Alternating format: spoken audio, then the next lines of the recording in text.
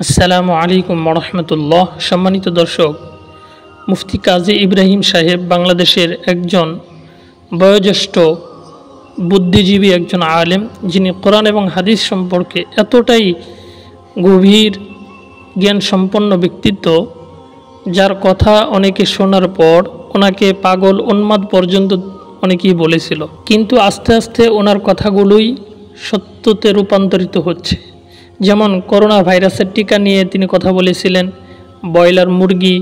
এবার উনি এমন একটা কথা বলেছেন ভারত পাকিস্তান যুদ্ধ সম্পর্কে, যেটা 1 বছর পূর্বে ছিল, সেটা এখন হুবহু বাস্তবায়িত হচ্ছে। আজকে আমরা সেই ভিডিওটা দেখব। এবং 2025-এই পাক ভারত যুদ্ধ লেগে যাবে, পারমাণবিক যুদ্ধ 2025।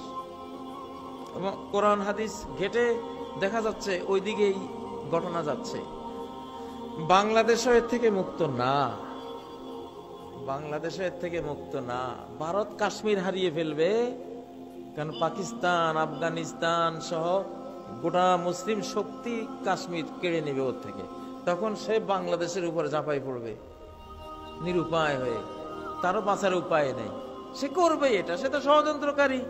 করতে গেলে আমরা অত ছাড়বো না, ঘাত প্রতিঘাতে আমরা দিল্লি, গোটা ইন্ডিয়া দখল করব ইনশাআল্লাহ। আমরা দখল হবে, এটা হাদিসে আছে। তো এর মধ্যে চলে যাবে কয়েক কোটি মানুষ, এই জন্য রেডি থাকেন। পচা আলু হয়ে আল্লাহর কাছে যান না, ভালো আলুরাও যাবে, তারা শহীদ হবে। কি হবে? ভালো গুলি গেলে সেটা কি শহীদ। আল্লাহ তাদেরকে বাছাই করে নিয়ে যান, অসুবিধা নাই।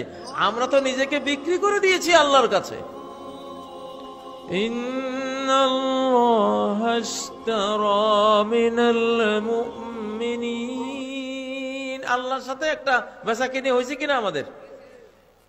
সূরা তাওবার 111 নম্বর আয়াত, যে আল্লাহ মুমিনদের থেকে তাদের জান